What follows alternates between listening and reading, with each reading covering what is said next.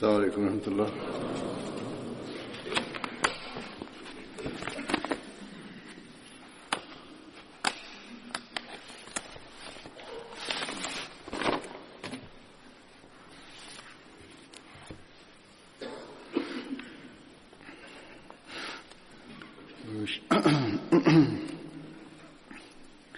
أشهد أن لا إله إلا الله وحده لا شريك له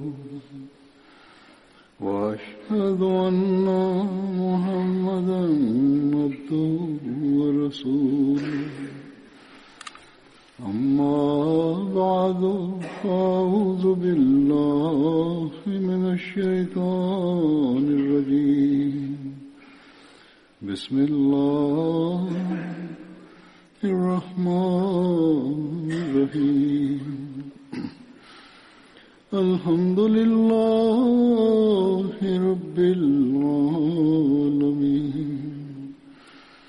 الرحمن الرحيم مالك يوم الدين إياك نعبد وإياك نستعين اهدنا الصراط المستقيم صراط الذين أنعمت عليهم غير المغضوب عليهم ولا الضالين.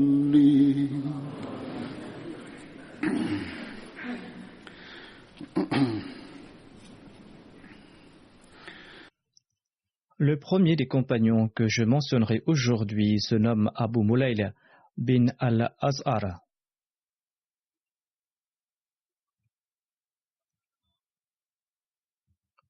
Sa mère se nommait Amr bint Ashraf.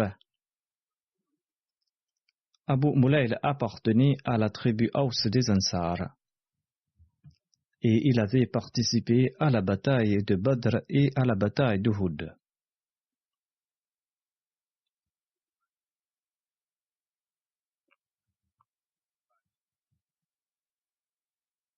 Selon un récit, son frère, qui se nommait Abu Habib bin al-Azhar, avait lui aussi participé à la bataille de Badr ainsi qu'à d'autres batailles.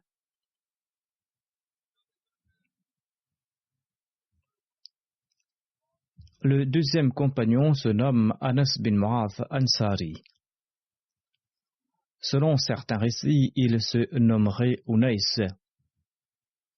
Il appartenait au clan Banu Najjar de la tribu des Khazraj. Sa mère se nommait Unas bint Khalid. Il avait participé à la bataille de Badr, à la bataille d'Uhud, ainsi qu'à la bataille du Fossé en compagnie du saint prophète Mohammed sallallahu alayhi wa sallam. Ubay bin Mu'adh, son frère, avait lui aussi participé à la bataille d'Uhud. Il existe des divergences sur l'année de son décès. Selon un récit, il serait mort à l'époque du calife d'Othman. Et selon un autre récit, lui ainsi que son frère, qui se nommait Ubay bin Mu'adh, seraient tombés en martyr à Bir Marouna.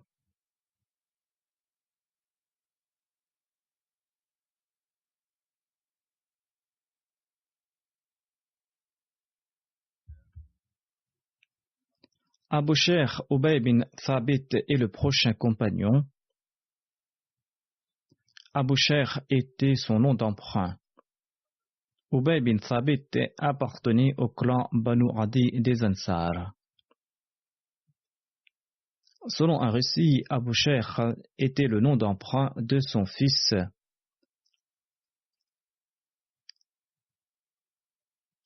Sa mère se nommait Surta bint Haritha.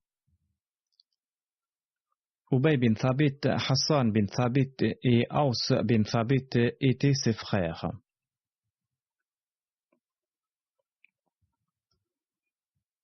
Il avait participé aux batailles de Badr et d'Uhud. Ubay bin Thabit serait tombé en martyr à Bir Marouna. Mais il existe aussi des divergences sur sa participation à la bataille de Badr. Selon Ibn Ishaq, un des recueils d'histoire, Ubay bin Thabit était décédé à l'époque de l'ignorance. Ce fut son fils qui avait participé aux batailles de Badr et d'Uhud. Il se nommait Abu Sher Ubay bin Thabit. Selon Alama ibn Hisham, Abu Sher Ubay bin Thabit avait participé à la bataille de Badr. Ubay bin Thabit serait décédé à Bir Marouna, mais selon d'autres récits, il serait tombé en martyr lors de la bataille d'Uhud.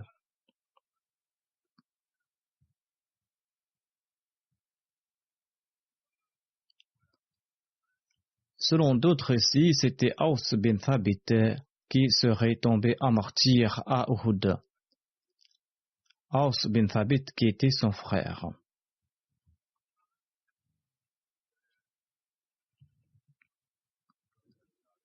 Abu Burda bin Yar est un autre des compagnons de Badr.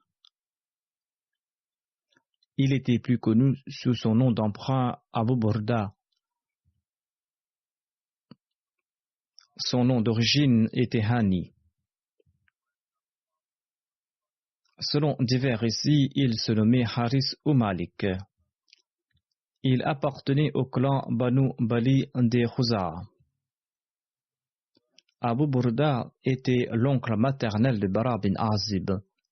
Selon un autre récit, il serait l'oncle paternel de Bara bin Azib. Il avait participé à la deuxième Bayra d'Aqaba et aux batailles de Badr, d'Uhud et à toutes les campagnes qui ont été menées par le saint prophète Mohammed sallallahu alayhi wa sallam. Le jour de la conquête de la Mecque, Abu Burda portait l'étendard des Banu Haritha.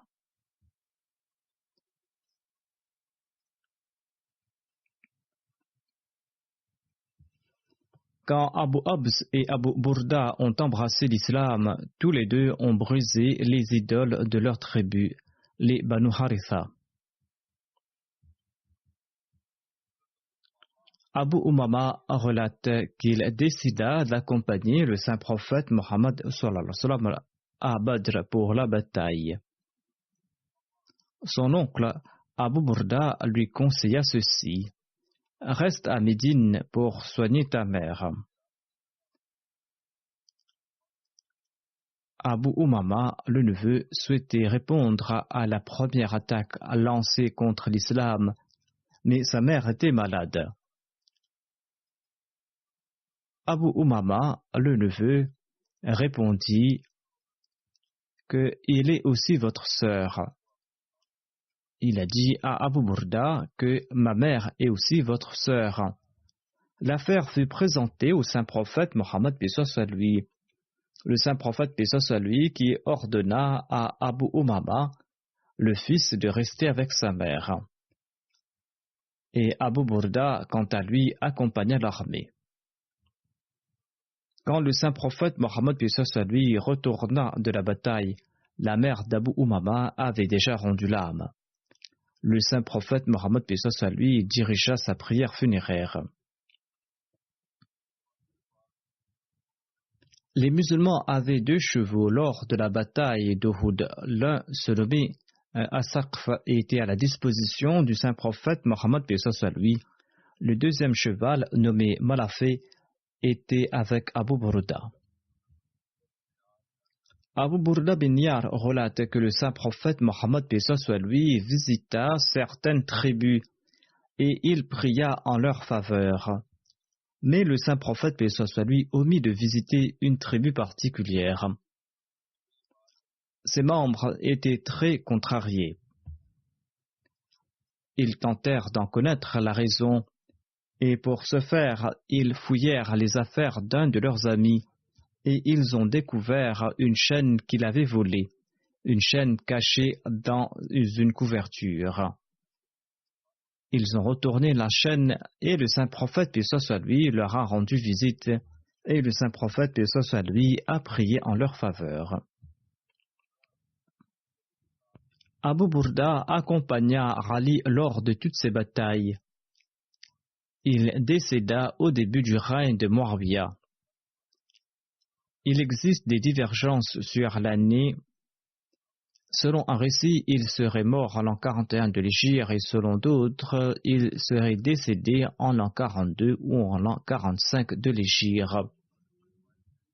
Bara bin Azib relate ceci: le jour de l'Eid al-Adha, le saint prophète Mohammed paix soit lui s'est adressé à nous après la Salat. Et le saint prophète paix soit lui déclara ceci: celui qui a prié comme nous et celui qui a immolé un animal comme nous l'avons fait, eh bien celui-là a offert un sacrifice acceptable. Celui qui a sacrifié l'animal avant la soirée de l'Aïd s'est contenté d'égorger une chèvre. C'est-à-dire qu'il ne s'agit pas d'un sacrifice de sa part, il s'est contenté de tuer un animal pour sa chair. Abu Burda bin Yar se leva et il déclara: ô envoyé d'Allah, j'ai égorgé cet animal avant de venir à la prière. Je croyais qu'il s'agissait d'un jour de liesse, et c'est pour cette raison que je me suis empressé à égorger l'animal. J'en ai mangé et j'en ai offert à mes proches et mes voisins. Le saint prophète, paix soit lui, répondit: cette chèvre a été tuée pour sa chair. Il ne s'agit pas d'un sacrifice de ta part. Abu Burda commenta: je dispose d'une chèvre d'1 an, une chèvre qui n'a qu'1 an mais qui est meilleure que 2 chèvres adultes en taille. Cette chèvre n'a qu'1 an, mais elle est meilleure que 2 chèvres adultes. Abu Burda demanda: est-ce qu'elle suffira de ma part si je l'offre en sacrifice? Le saint prophète Mohammed paix soit lui répondit: oui, tu peux le faire, mais cette exception ne s'appliquera à personne d'autre après toi. Les autres hadiths confirment que l'animal doit être sacrifié après la prière de l'Aïd et l'animal doit être d'un certain âge. D'ailleurs, le saint prophète Mohammed paix soit lui a déclaré que l'exception ne s'appliquera à personne d'autre après Abu Burda. Lors d'une rencontre, on demanda au Messie premier l'Islam à l'âge que devait avoir l'animal que l'on souhaite sacrifier. Le Messie premier l'Islam demanda à Maulana Nuruddin de répondre à cette question. Il commenta que selon les Ahli Hadith, l'animal doit être âgé de 2 ans au moins. Ou selon les coutumes de notre pays, les 2 incisives de l'animal doivent être sorties.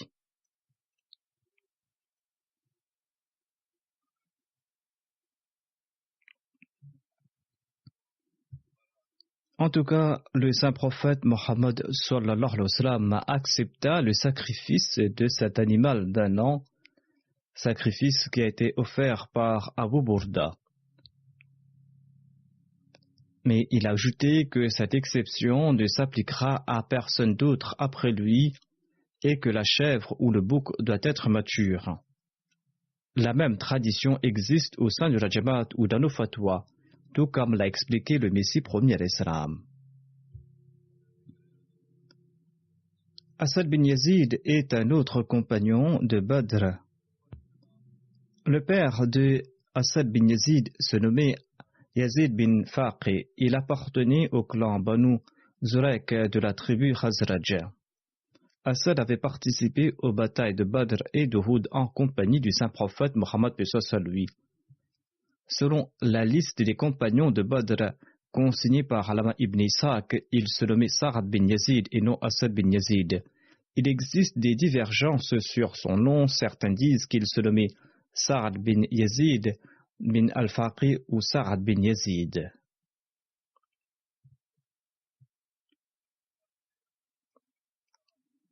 Tamim bin Yar Ansari est un autre compagnon de Badr. Son père se nommait Yar et il appartenait au clan Banu Jadara bin Auf bin al-Harith de la tribu al-Khazraj. Il avait participé à la bataille de Badr et d'Uhud. Tamim avait un fils nommé Rabi et une fille nommée Jamila. Leur mère appartenait à la tribu Banu Amr.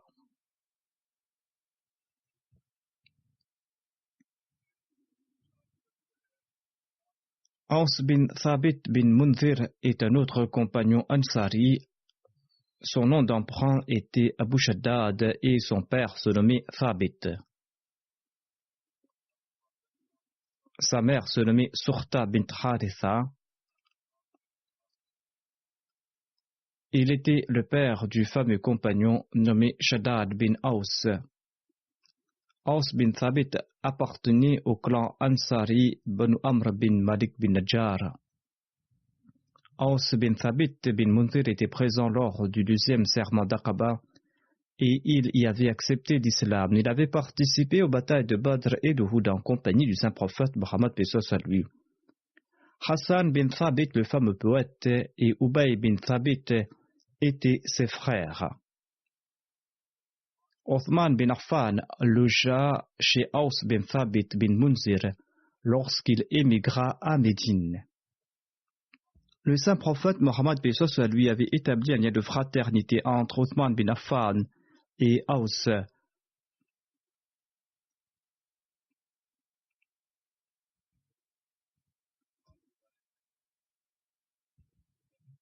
Abdullah bin Mohammed bin Ammara Ansari relate qu'Aus bin Thabit était tombé à martyr lors de la bataille d'Uhud. Il existe aussi des récits contradictoires à ce propos, mais les narrateurs de ces récits contradictoires sont moins authentiques.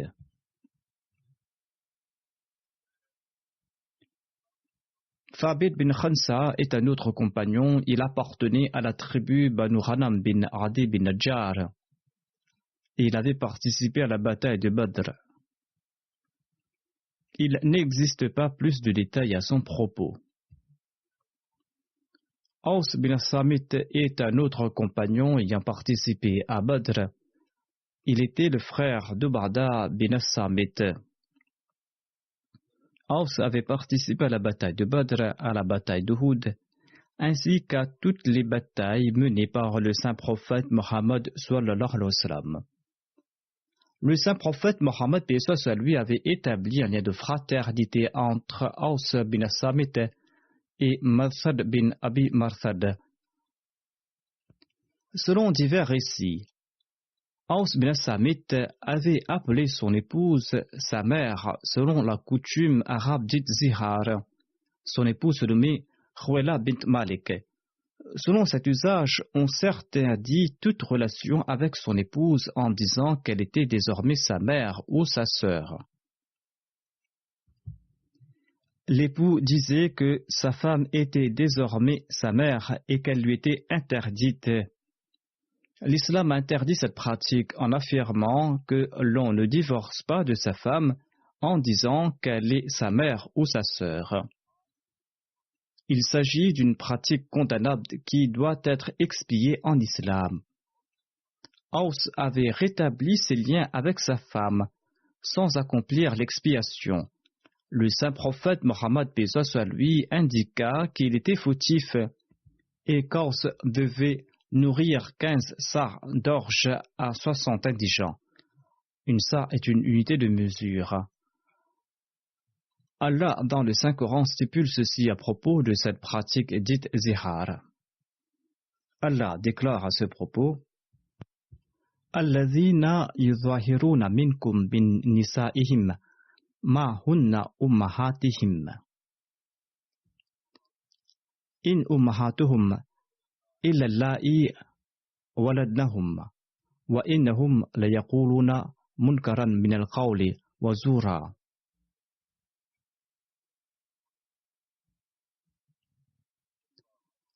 Wa inna allaha la'afuwun ghafur.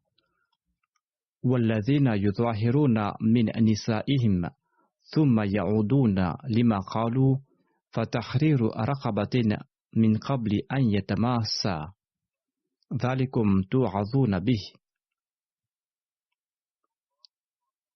والله بما تعملون خبير فمن لم يجد فصيام شهرين متتابعين من قبل أن يتماسا فمن لم يستطع فإطعام 60 مسكينا ذلك لتؤمنوا بالله ورسوله وتلك حدود الله وللكافرين عذاب أليم. Ceux d'entre vous qui mettent à l'écart leurs épouses en les appelant mères, elles ne deviennent pas leurs mères. Seule est leur mère celle qui leur a donné naissance, et assurément ils prononcent des mots qui sont blâmables et faux, et assurément Allah est effaceur de péchés et très pardonnant. Quant à ceux qui mettent à l'écart leurs épouses en les appelant mères et qui voudraient ensuite revenir sur ce qu'ils ont dit, ils doivent au préalable affranchir un esclave avant qu'il ne se touche. À l'époque, il y avait des esclaves et il fallait libérer un esclave. Allah déclare: vous êtes exhortés à agir ainsi et Allah est très conscient de ce que vous faites. Mais quiconque n'en trouve pas, quiconque n'a pas les moyens de libérer un esclave, eh bien, il doit jeûner pendant 2 mois consécutifs avant que les époux ne se touchent de nouveau. Et quiconque ne peut pas faire cela doit donner à manger à 60 indigents. Ceci est ainsi afin que vous croyiez vraiment en Allah et en son messager. Celles-ci sont les limites prescrites par Allah et pour les mécréants, il y a un châtiment douloureux. Le Messie premier l'Islam a ainsi traduit ces versets. Il déclare: ceux d'entre vous qui mettent à l'écart leurs épouses en les appelant mères, elles ne deviennent pas leur mère, seule est leur mère celle qui leur a donné naissance, et assurément ils prononcent des mots qui sont blâmables et faux, et assurément Allah est effaceur des péchés et très pardonnant. Quant à celles qui mettent à l'écart leurs épouses en les appelant mères et qui voudraient ensuite revenir sur ce qu'ils ont dit, ils doivent affranchir un esclave avant qu'il ne se touche.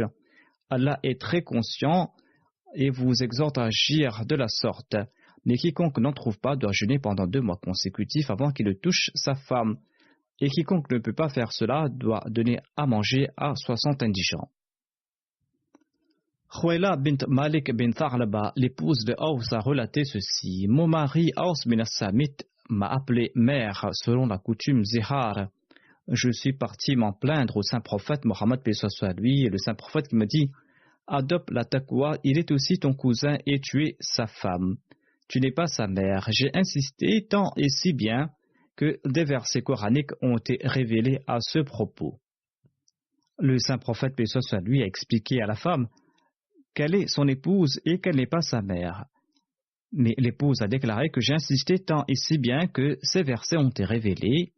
Il est dit dans ces versets: Qad sami'a Allahu qawla allati tujadiluka fi zawjiha. Allah a en effet entendu la prière de celle qui discute avec toi au sujet de son mari. Le saint prophète Mohammed a déclaré: ton mari doit affranchir un esclave. Ceci est en accord à l'ordre du Saint-Coran stipulé plus haut. Khuwaila bint Malik répondit que mon mari est pauvre et il n'en a pas les moyens. Le saint prophète paix soit lui a déclaré il doit jeûner en ce cas pour 2 mois consécutivement. Khuwaila commenta: ô prophète d'Allah, son âge ne lui permet pas de jeûner 2 mois consécutivement. Il n'en a pas la capacité. Le saint prophète paix soit lui suggéra: il doit nourrir 60 indigents en ce cas. Khuwaila répondit: il n'a rien à nous offrir en aumône. Khuwaila raconte qu'elle était toujours présente quand on amena un panier de dattes au saint prophète Mohammed paix soit lui. Et elle commenta: ô envoyé d'Allah, je pourrais l'aider avec un 2e panier de dattes. C'est-à-dire que si le saint prophète paix soit lui lui remettait ce panier, elle pourra faire le nécessaire pour trouver un autre panier. Le saint prophète paix soit lui répondit: soit, eh bien prends ce panier et nourris 60 indigents de sa part. Ensuite rentre-toi chez ton mari. Tu n'es pas sa mère, parce qu'il a prononcé cette phrase. Ainsi donc, les récits de ses compagnons présentent des solutions à certaines questions. Ibn Abbas relate que le premier zihar, le fait d'annoncer que sa femme est devenue sa mère, eh bien le premier zihar en islam est celui d'Aws bin As-Samit. Il s'était marié avec sa cousine et il l'avait traitée de sa mère. Telles sont les limites fixées par Allah l'Exalté. Un cas similaire a été présenté à l'époque du Messie premier l'Islam et la même sanction a été imposée. Il en fut de même à l'époque du deuxième calife et il avait imposé la même sanction, sauf dans le cas d'un pauvre qui n'avait pas les moyens. Il devait accomplir l'istighfar, faire de l'aumône dans la mesure de ses moyens. Ceci était sa punition. Telles sont les prescriptions fixées par Dieu pour ceux qui déclarent que leurs épouses sont devenues leur mère ou leur sœur. Certains se disputent pour des broutilles affirmant que leurs épouses leur sont interdites comme sont leurs mères. D'autres font d'autres serments. L'expiation fixée par Allah pour ces serments est d'affranchir un esclave, de jeûner ou de nourrir des indigents.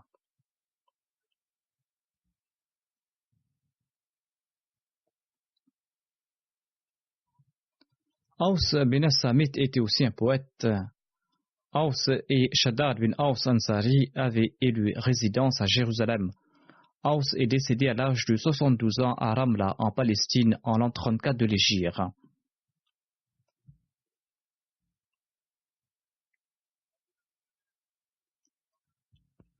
Arqam bin Abi Arqam est un autre compagnon de Badr. Son nom d'emprunt était Abu Abdullah. Sa mère se nommait Umayya bint Harith. Selon certains récits, elle se nommait Tamazir bint Huzaym ou Safiya bint Harith. Arqam appartenait à la tribu Banu Makhzoum. Il était un des premiers musulmans. Selon certains récits, 11 personnes avant lui avaient embrassé l'islam. Selon d'autres récits, il était le 7e converti à embrasser l'islam. Urwa bin Zubair relate qu'Arqam, Abu Ubaida bin Jarrah et Uthman bin Marzoun avaient embrassé l'islam au même moment. Arqam avait une maison tout près de Safa, à l'extérieur de la Mecque. Elle est connue comme la Dar-e-Arqam. Le saint prophète Mohammed paix soit lui et les musulmans venaient y prier. Omar avait embrassé l'islam dans cette maison. Après sa conversion, le nombre de musulmans était 40 et ils n'ont plus utilisé cette maison par la suite. Cette maison est demeurée la propriété d'Arqam et ses petits-enfants l'ont vendue à Abu Ja'far Mansour. Hazrat Mirza Bashir Ahmad Sahib écrit ceci à ce propos dans sa Sirat Khatam an-Nabiyyin. Durant ces jours, le saint prophète Mohammed paix soit lui pensait à la création d'un centre pour la propagation de l'islam à la Mecque, un centre où les musulmans pourraient se réunir sans aucune entrave pour accomplir leurs prières et où la propagation de l'islam pourrait se dérouler dans le calme et la paix. À cette fin, il fallait un emplacement pouvant servir de siège. Ainsi, le saint prophète Mohammed paix soit lui choisit la maison d'un nouveau musulman nommé Arqam bin Abi Arqam. Sa maison était située au pied du mont Safa. Par la suite, les musulmans se rassemblaient ici et c'est là qu'ils offraient leur salat. C'est ici que venaient les chercheurs de vérité. Ils venaient profiter de la compagnie du saint prophète Mohammed paix soit lui, qui leur prêchait la religion de l'islam. C'est pour cette raison que cette maison jouit d'un éminent statut dans l'histoire de l'islam. Cette maison est connue comme la Darul Islam. Le saint prophète Mohammed paix soit lui a travaillé à la Dar-e-Arqam pendant environ 3 ans. En d'autres termes, le prophète a établi son quartier général là-bas la 4e année de sa vie prophétique et il y a travaillé jusqu'à la fin de sa 6e année. Les historiens écrivent que la dernière personne à accepter l'islam dans la Dar-e-Arqam était Omar. et l'acceptation de l'islam par Omar a renforcé les musulmans et ils ont quitté la Dar-e-Arqam et ont commencé à prêcher ouvertement. Après l'immigration à Médine, le saint prophète Mohammed lui a établi un lien de fraternité entre Arqam et Abu Talha Zayd bin Sahal. Arqam avait participé à la bataille de Badr en compagnie du saint prophète Mohammed lui et le saint prophète lui avait offert une épée parmi les butins de Badr. Arqam avait participé à la bataille de Badr, à la bataille de Uhud et à toutes les autres batailles. Le saint prophète Mohammed lui avait offert une maison à Médine. Il avait aussi envoyé Arqam pour collecter de l'aumône.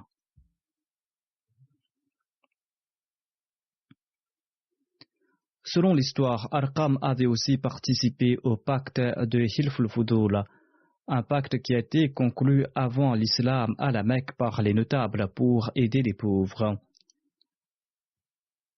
Le saint prophète Mohammed lui avait également conclu ce pacte. Osman bin Arqam, le fils d'Arqam, relate ceci: mon père est décédé en l'an 53 de l'Hégire à l'âge de 83 ans. D'autres disent qu'il est décédé en l'an 55 de l'Hégire. Ainsi, il existe des divergences sur l'âge de son décès. Certains disent qu'il avait 80 ans, d'autres affirment qu'il était plus âgé. Arqam souhaitait que Sa'ad bin Abi Waqqas, un autre compagnon, dirige sa prière funéraire. Au moment de son décès, Sa'ad se trouvait dans un lieu éloigné nommé Aqiq. Marwan demanda pourquoi tarder à enterrer un compagnon du saint prophète Mohammed lui en raison de l'absence d'une personne. Marwan a voulu diriger la prière funéraire d'Arqam, mais Abdullah bin Arqam n'écouta pas Marwan et Sa'ad bin Abi Waqqas dirigea la prière funéraire d'Arqam, Arqam qui fut enterré dans le cimetière Jannatul Baqi.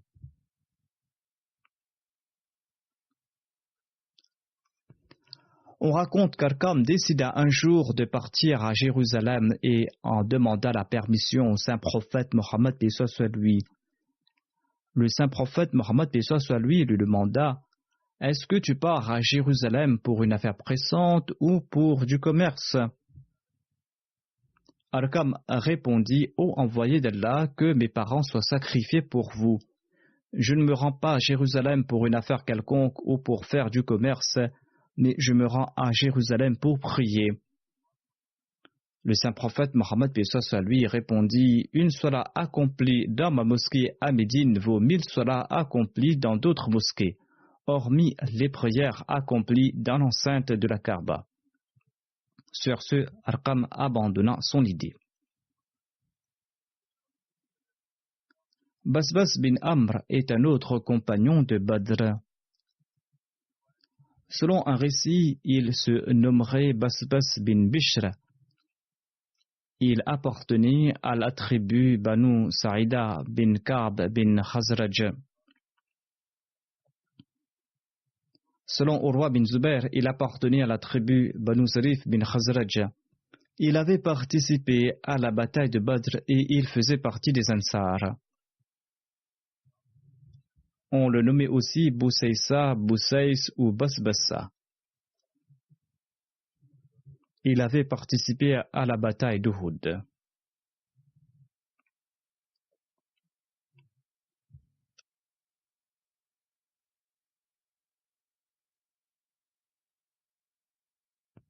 Hazrat Mirza Bashir Ahmad écrit ceci dans sa Sirat Khatam al-Nabiyyin. En partance pour la bataille de Badr, le saint prophète Mohammed lui avait nommé Abdullah bin Maktoum chef de Médine. Quand le saint prophète Mohammed lui est arrivé à Ar-Rawha, un lieu situé à environ 58 km de Médine, il a envoyé Abu Lubaba bin Abdil Munzir pour remplacer Abdullah bin Maktoum. Parce que Abdullah ibn Maktoum était aveugle et que l'arrivée de l'armée qurayshite exigeait une administration efficace, le saint prophète lui a déclaré qu'Abdullah bin Maktoum officiera en tant qu'imam et qu'Abdullah bin Lubaba bin Abdil Munzir sera quant à lui le responsable de la ville. Le saint prophète, paix soit lui, avait choisi Asim bin Adi comme émir de Quba, la partie haute de Médine. De cet endroit, le saint prophète, paix soit lui, a fait ses différentes nominations, et de cet endroit, il a aussi envoyé Bassis ou Basbas, ainsi qu'Adi bin Adi, 2 compagnons.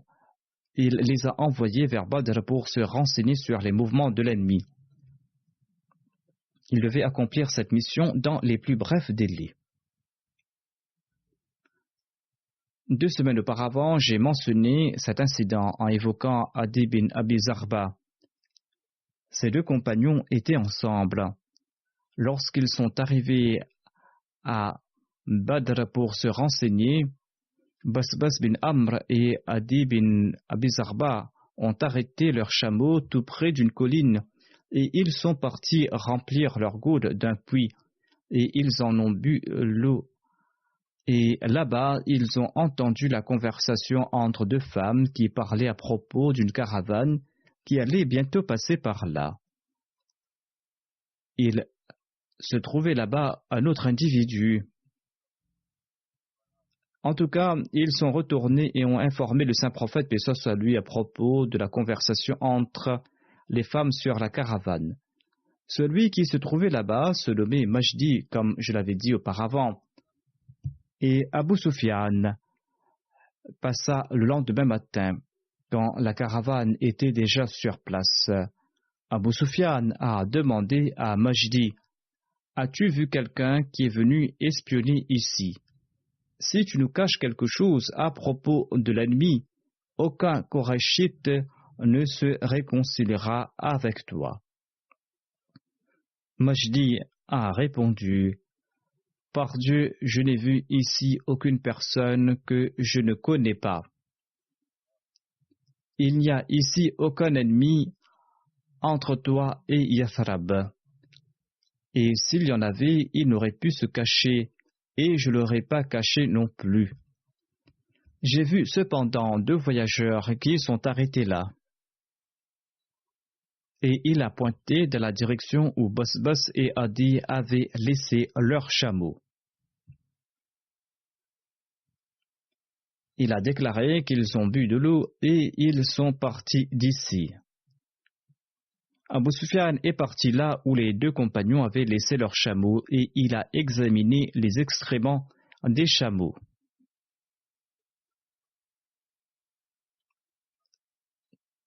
Des noyaux de dattes sont sortis des excréments de ces chameaux. Abu Sufyan s'est exclamé, « Par Dieu, il s'agit de la nourriture des chameaux des gens de Yathrab. Ils sont venus de Médine. Ces 2-là étaient des espions de Mohammed sallallahu alayhi wa sallam. La bouse de ces chameaux m'ont fait comprendre la raison de leur visite, a dit Abu Sufyan. Abu Sufyan a ajouté que j'ai l'impression qu'ils sont tout près.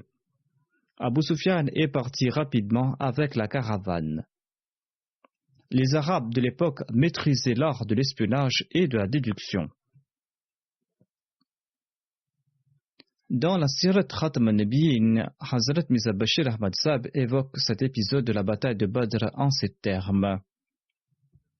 Quand le saint prophète Mohammed lui s'est rapproché du champ de Badr, pour une raison non évoquée dans les récits, il a placé Abu Bakr Siddiq derrière lui sur sa monture et il est parti en avant de l'armée. Il a rencontré un vieux bédouin et en conversant avec lui, il a compris que l'armée quraishite se trouvait non loin de Badr. En entendant la nouvelle, il est retourné et il a envoyé Ali Zubayr bin Awam et Saad bin Abi Waqqas en éclaireur. Selon un récit, Basbas aussi en faisait partie. Ils étaient envoyés afin de se renseigner sur la caravane. Étant donné qu'une armée se rapprochait, ils ont été envoyés pour se renseigner sur l'armée. Ainsi, Basbas faisait aussi partie des éclaireurs. Quand ils sont arrivés dans la vallée de Badr, ils ont vu quelques individus de la Mecque en train de puiser de l'eau d'une source. Les compagnons les ont attaqués et ont capturé un esclave abyssinien et l'ont emmené au saint prophète Mohammed paix soit lui. Le saint prophète paix soit lui était en train de prier. Sur ce, les compagnons ont commencé à interroger l'esclave sur la caravane d'Abu Sufyan. Étant donné que l'esclave était venu avec l'armée qui était venue livrer bataille, il ignorait tout de la caravane. L'esclave a répondu: j'ignore tout à propos d'Abu Sufyan. Mais je sais qu'Abul Hikam, c'est-à-dire qu'Abu Jahal, Utba, Shayba et Umayya sont campés de l'autre côté de la vallée. Les compagnons, quant à eux, avaient en tête la caravane d'Abu Sufyan et ils pensaient que l'esclave était en train de mentir. Et ils croyaient qu'il dissimulait consciemment l'emplacement de la caravane. Et certains compagnons l'ont frappé, et sous l'effet de la peur, l'esclave disait: je vais vous dire toute la vérité, je vais vous dire ce que je sais. Et lorsque les compagnons le relâchaient, il présentait de nouveau sa première version de la réponse en disant que je ne sais pas où se trouve la caravane d'Abu Sufyan, mais je sais qu'Abu Jahal arrive accompagné d'une armée et qu'il est tout près. Lorsque le bruit de ce tumulte arriva jusqu'aux oreilles du saint prophète Mohammed paix soit sur lui, il s'empressa de terminer sa prière et empêcha les compagnons de violenter cet homme. Il a dit: lorsqu'il dit la vérité, vous le frappez, mais lorsqu'il ment, eh bien vous le laissez. Ensuite, d'un ton serein, il a demandé à l'esclave où se trouve l'armée. Il a dit: en ce moment, il se trouve derrière la colline en face. Il lui demanda de combien d'hommes est-elle composée. L'esclave répondit qu'ils sont nombreux, mais j'ignore le nombre exact. Le saint prophète lui a demandé: combien de chameaux tue-t-il quotidiennement pour se nourrir? L'esclave répondit qu'il tue tous les jours 10 chameaux. Ils sacrifiaient tous les jours 10 chameaux.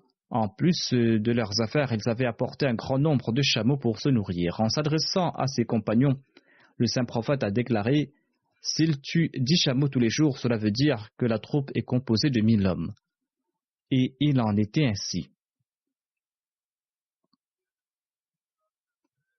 Le prochain compagnon que je mentionne aujourd'hui se nomme Salba bin Amr Ansari. Il appartenait à la tribu Banu Najjar. Sa mère s'appelait Kabsha et elle était la sœur du célèbre poète Hassan bin Thabit. Salba participa à la bataille de Badr ainsi qu'à toutes les autres batailles en compagnie du saint prophète Mohammed paix soit sur lui. Il faisait également partie des compagnons qui avaient brisé les idoles des Banu Salma.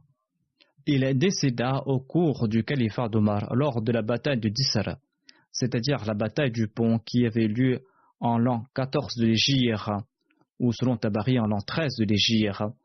Cette bataille a été menée contre les Perses.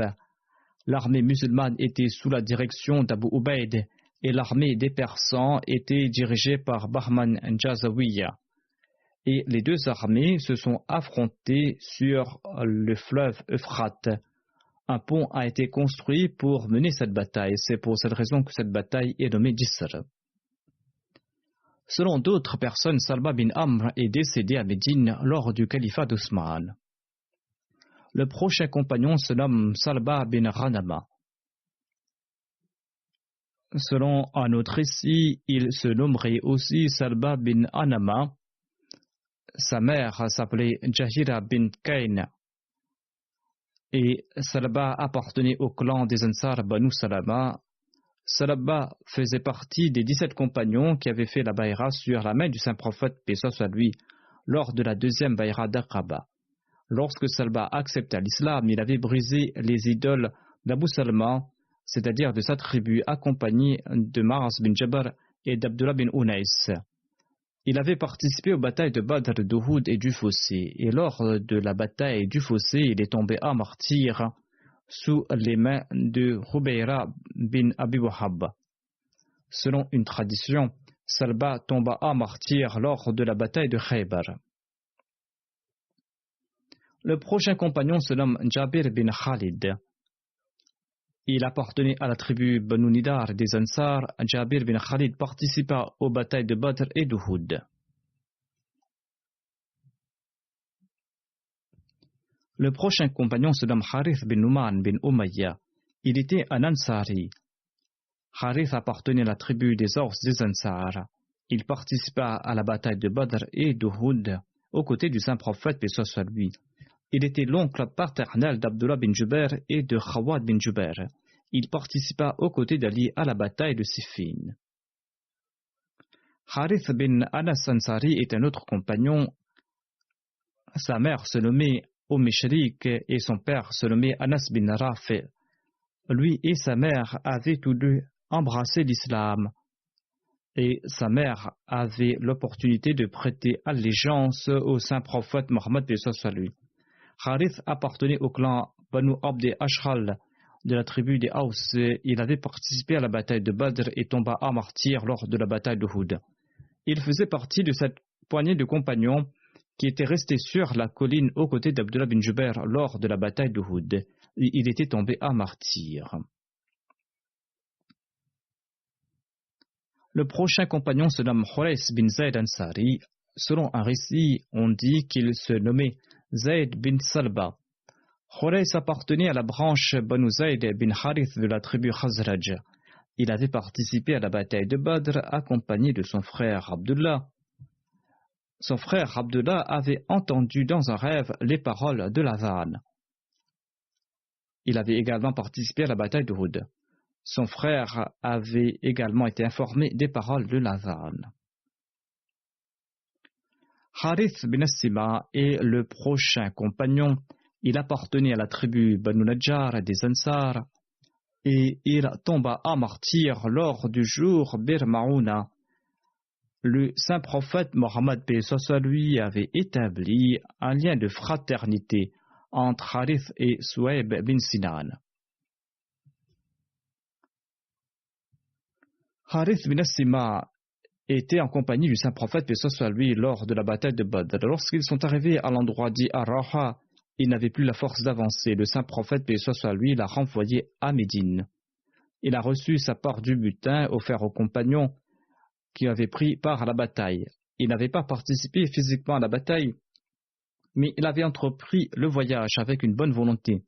Sa santé ne lui a pas permis de participer à la bataille et sa santé s'est aggravée. C'est pour cette raison qu'il a été renvoyé. Mais en voyant son enthousiasme, le saint prophète lui l'avait compté parmi les compagnons qui avaient pris part à la bataille de Badr. Il avait également pris part à la bataille d'Uhud. Lorsque les musulmans s'étaient dispersés, Harith était resté ferme. Il avait prêté allégeance au saint prophète lui de se battre jusqu'à la mort. Harith avait tué Ousmane bin Abdullah bin Mughira Makhzoumi et il avait pris ses affaires qui comprenaient sa cotte de maille, son casque et son épée. Le saint prophète lui a offert ses biens.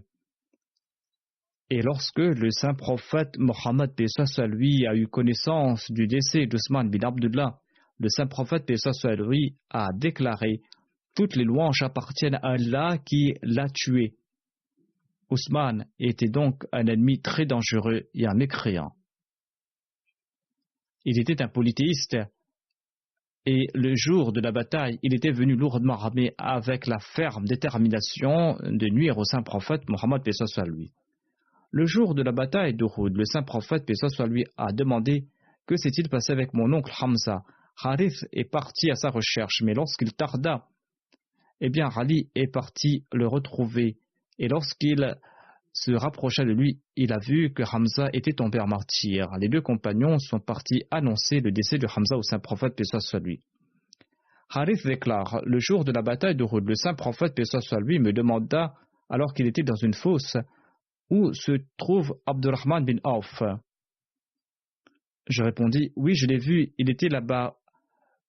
Il était sous la colline et un groupe de mécréants menait une attaque contre lui. Je me dirigeais vers lui afin de le sauver de leurs mains. Mais je vous ai vu, vous, c'est pour cette raison que je me suis rapproché de vous. Le saint prophète, paix soit sur lui dit: les anges sont en train d'assurer sa protection. C'est-à-dire, les anges sont en train de protéger Abdurrahman bin Auf. Selon un autre récit, il a dit que les anges sont en train de combattre à ses côtés. Harith a déclaré: je suis parti rejoindre Abdurrahman bin Auf lorsque la bataille avait pris fin, et j'ai vu que les corps de 7 hommes se trouvaient sur le sol devant lui. Je lui ai demandé: as-tu tué toutes ces personnes? Abdurrahman bin Auf a déclaré: j'en ai tué que 3, mais j'ignore qui a tué les autres. Sur ce, j'ai déclaré: Allah et son prophète ont dit vrai, c'est-à-dire que des anges lui étaient venus en aide. Harith était présent à Bir Maouna lorsque cet incident a eu lieu et que les compagnons tombèrent à martyrs. Harith et Amr bin Umayya étaient partis faire paître les chameaux. Selon la Sirat ibn Hisham, on trouve mention de deux autres compagnons, Amr bin Umayya et Munzir bin Muhammad. Mais dans d'autres récits, on trouve le nom de Harith parmi ces deux compagnons qui étaient partis faire paître les chameaux.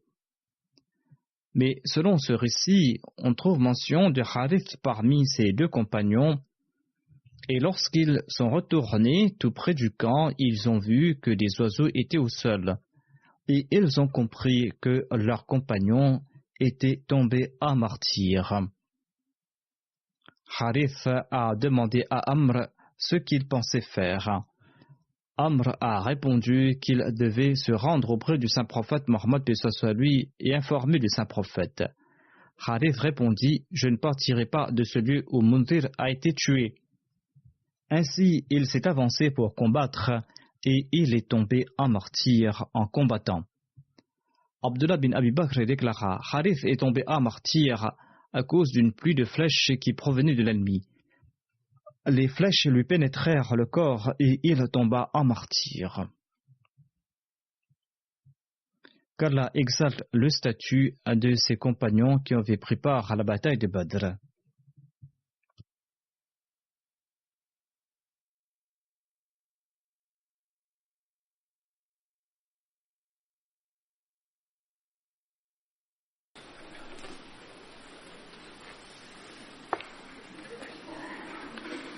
Alhamdulillah,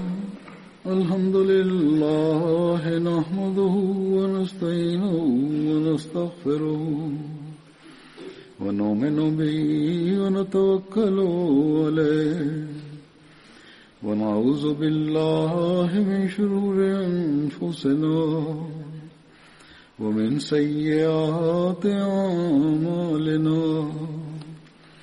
من يهده الله فلا مضل له ومن يضلل فلا هادي له ونشهد أن لا إله إلا الله ونشهد أن محمدا عبده ورسوله. عباد الله رحمكم الله، إن الله يأمر بالعدل والإحسان وإيتاء ذي القربى وينهى عن الفحشاء والمنكر والبغي يعظكم لعلكم تذكرون. اذكروا الله يذكركم وادعوه يستجب لكم ولذكر الله أكبر.